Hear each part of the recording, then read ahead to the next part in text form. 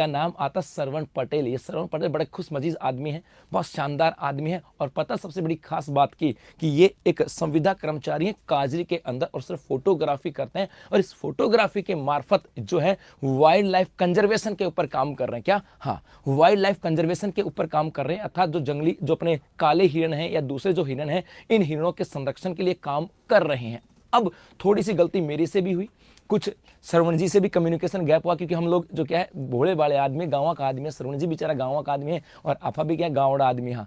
अब अफा सीधी बात बोला तो हुआ क्या, इसको लेकर के थोड़ा सा ये हुआ। और उसके बाद में जब हमने श्रवण जी के बारे में जाना पहचाना तो ऐसा लगा कि यार ऐसी शख्सियत जो है, जो हमारे समाज के अंदर है, जो खुद विभिन्न परिस्थितियों से लड़ते हुए और वाइल्ड लाइफ कंजर्वेशन का काम कर रहे हैं, ऐसे व्यक्ति को यदि हम लोग आपसे नहीं मिलाएं तो फिर कहीं ना कहीं ऐसे लोगों के साथ, उनकी प्रतिभाओं के साथ, उनके जो द्वारा किए जा रहे जो वाइल्ड लाइफ कंजर्वेशन के जो प्रयास हैं, उनके साथ कहीं ना कहीं अन्याय होगा। तो फिर जब उनको जाना पहचाना तो पता लगा कि किसी व्यक्ति को जानने से उनके परिचय का पता, उनके व्यवहार का, उनके व्यक्तित्व का पता लगता है कि वो शख्सियत कैसी है। तो आज जो है मेरे साथ हैं श्रवण पटेल जी, और चलो मिलाता हूं उनसे कि उनकी लाइफ कैसी गुजरी, कैसे उन्होंने ये वाइल्ड लाइफ कंजर्वेशन के अंदर आया और क्या क्या बातें थी। चलो तो श्रवण जी आइए, स्वागत है आपका हमारे इस सेशन के अंदर। जी श्रवण जी कैसे हो? एकदम बढ़िया नरेंद्र सर, थैंक यू मुझे यहाँ तक आपने बुलाया उसके लिए, और जो आपने मेरी फ़ोटोज़ किसी माध्यम से भी आपने दी हो, मुझे बहुत खुशी है कि जो सारे राजस्थान के जो युवा है, जो करंट अफेयर से जुड़े हैं, वो लोग देख रहे हैं। और बेशक सोशल मीडिया से जब फ़ोटो आती है और अच्छी लगती है तो आपने शेयर की, उद्घोष का पता नहीं, मुझे उसकी कोई फीलिंग नहीं है। आप लोग जो मुझे यहाँ बुलाए, मुझे बहुत अच्छा लगा। और वाइल्ड लाइफ कंजर्वेशन ये था कि मैं जब स्कूल में पढ़ता था तो मैं मेरे खेत में जाके बुक्स वगैरह लेके माचे पे बैठ के पढ़ता था। मेरे खेत में मतलब हिरण आते थे, काले हिरण आते थे, और मैं उनकी रखवाली करता था। तो तब मैं उनको बाहर भगाने के लिए बैठा करता था। तो अभी धीरे धीरे क्या हुआ, हमारा इंटरफेयर होता गया, और जैसे तारबंदियाँ हुई तो अब मैं चाहता हूँ कि वो काले हिरण मेरे खेत में आए, लेकिन परिस्थितियाँ ऐसी है कि वो 10 लेयर से मेरा खेत कवर हो गया है। कोई काला हिरण तो क्या, कोई उधर मतलब कोई चिड़ी को नहीं, हाँ मतलब नहीं आ सकता। मतलब देसी भाषा अब आप बोला कि चिड़ी को नहीं आ सके काले हिरण, मतलब मैंने नहीं करवाई तारबंदी, बट लोगों ने आसपास इतनी की कि वो अब मैं चाहता हूँ कि फिर से मेरे बच्चे वहाँ जाके पढ़े तो वो भी अपने खेत में काले हिरणों को देखे। एक तरह से ये खेत की बायोडाइवर्सिटी थी। तो पिछले 10 साल में मैंने उसको 10% मतलब उनको घटते देख लिया। 300 हिरणों का टोला 30 पे आ गया। तो फिर मुझे लगा कि लोग जब ताल छापर देखने जाते हैं, गिर में देखने जाते हैं, तो क्यों नहीं अपने गांव की धरोहर है उसको जो है वो हम लोग बसाएं।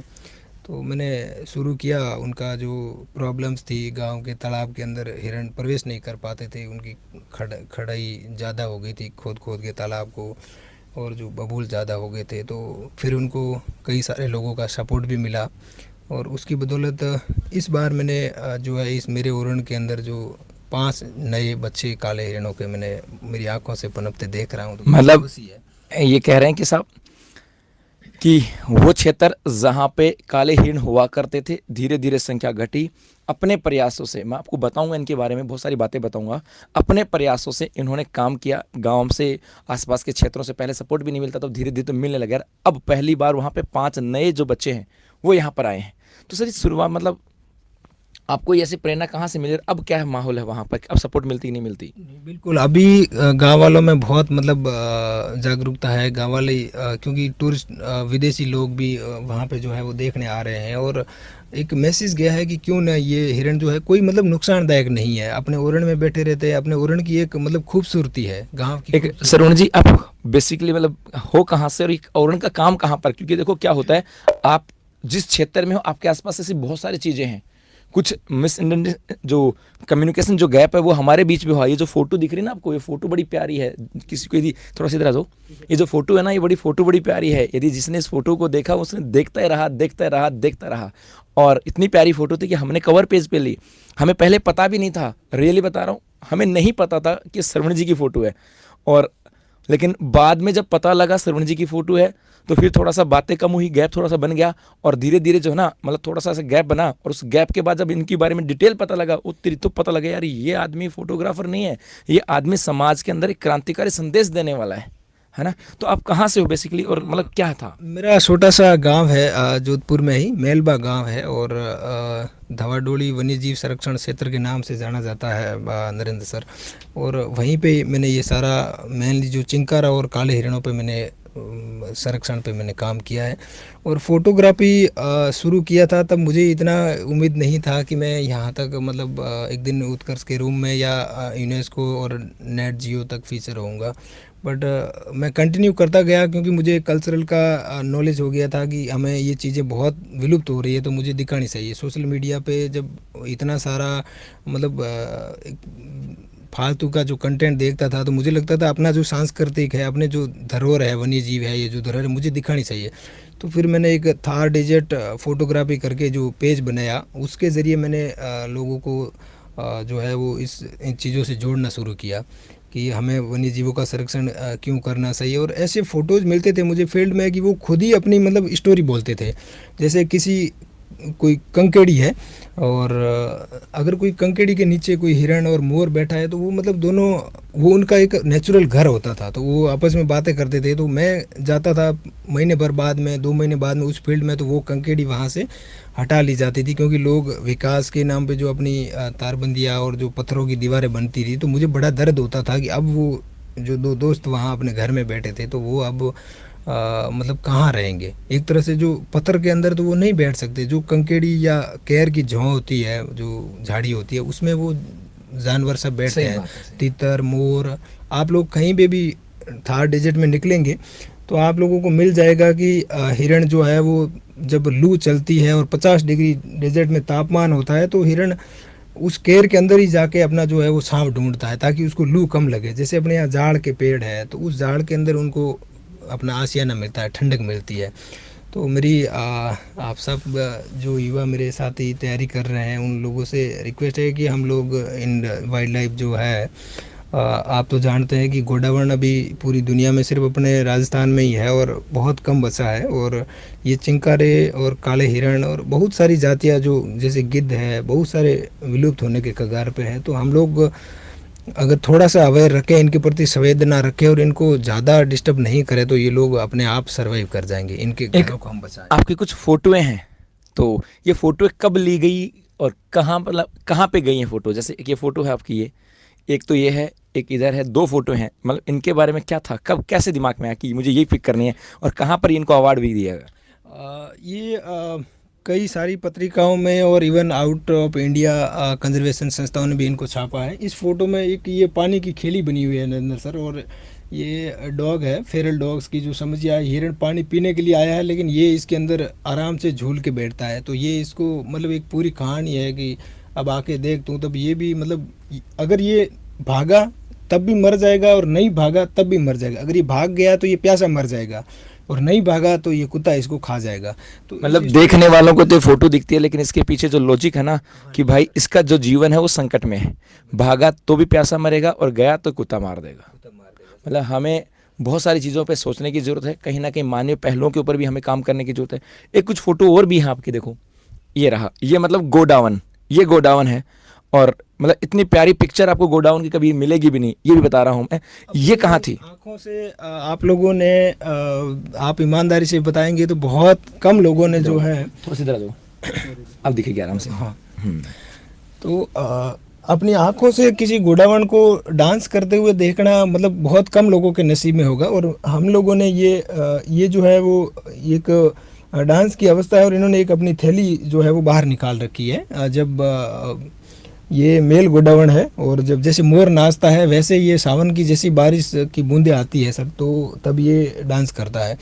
तो ये फ़िलहाल डीएनपी डेजर्ट नेशनल पार्क में गोडावण है, और बाकी जो पोखरण का कुछ क्षेत्र है जो पोखरण फील्ड फायरिंग रेंज बोलते हैं, उसके आसपास गोडावण है। बहुत कम बचे हैं, और बहुत सारे लोगों ने, और 99% लोगों ने तो इसको कभी आंखों से देखा ही नहीं होगा, सिर्फ फ़ोटो में ही देखा है।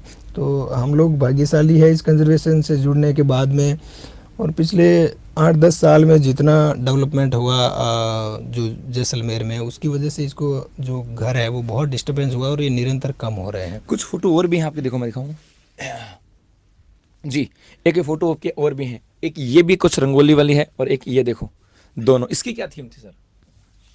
ये फ़ोटोज़ एक्चुअली में मिनिस्ट्री ऑफ कल्चर की ओर से जो आज़ादी का अमृत महोत्सव था, तब मुझे एक प्रपोज़ल मिला था कि श्रवण जी आप अगर ऐसा कुछ रंगोली का जो प्रोग्राम अगर करवा सकते हैं तो हम लोग जो है आपको ये फ़ोटो जो है वहाँ भेजेंगे। तो फिर मैंने, मेरे एक दोस्त है, बड़ी अफसोस के साथ कहूँगा, वीआईपी बडला करके मेरे साथी था, एक एक्सीडेंट में मैंने उसको खो दिया।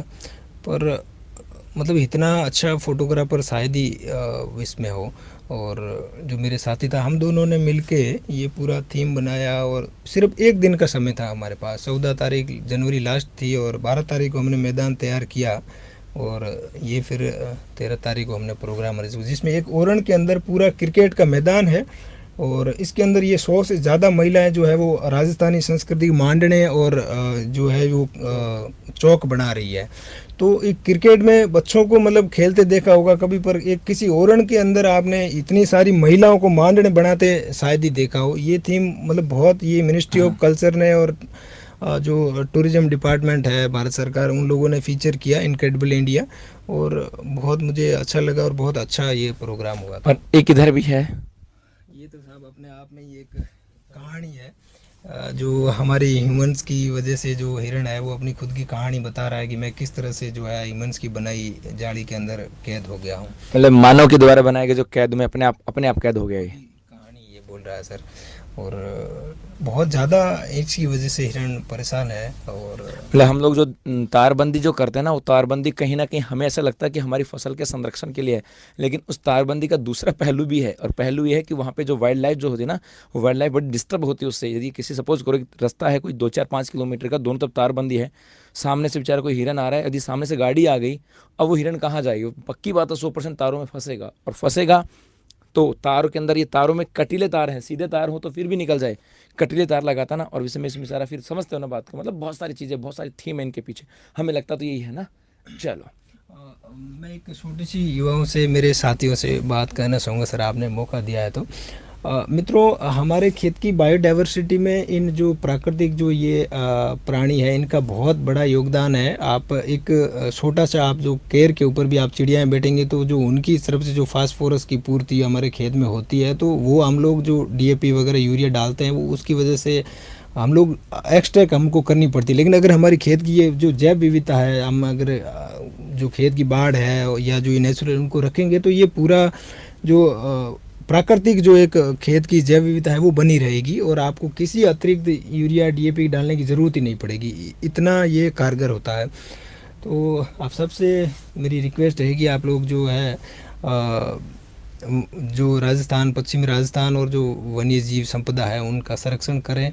मेरा एक थार डिजिट फोटोग्राफी जो पेज है फेसबुक और इंस्टाग्राम पे, मैंने हमेशा बोलती तस्वीरें ली है और वो खुद ही अपनी कहानी कहती है कि हमारा कितना इम्पोर्टेंस है। आप लोग जाएंगे, पढ़ेंगे तो बिल्कुल आपको लगेगा कि वाकई ये चीज़ें हमारे लिए कितनी इम्पोर्टेंट है। तो श्रवण जी, आप हमारे साथ आए और वाइल्ड लाइफ के बारे में इतनी सारी बातें बताई, कुछ अपना बीच में जो कम्युनिकेशन गैप था वो भी पूरा हुआ। मतलब कुछ बातें ऐसी हो जाती हैं कि जो पास बैठने से बहुत सारे दिल मिल जाते हैं ना। तो आप आए, इतना समय दिया, इसके लिए बहुत सारा धन्यवाद। बुजुर्ग कहते हैं कि मिलने से ही बैठ के बातें होती है और मिलने से ही जो है वो रिश्ते बनते हैं। तो जी जी, बहुत बहुत धन्यवाद। Thank you sir, thank you. शुक्रिया। राम राम। राम राम जी।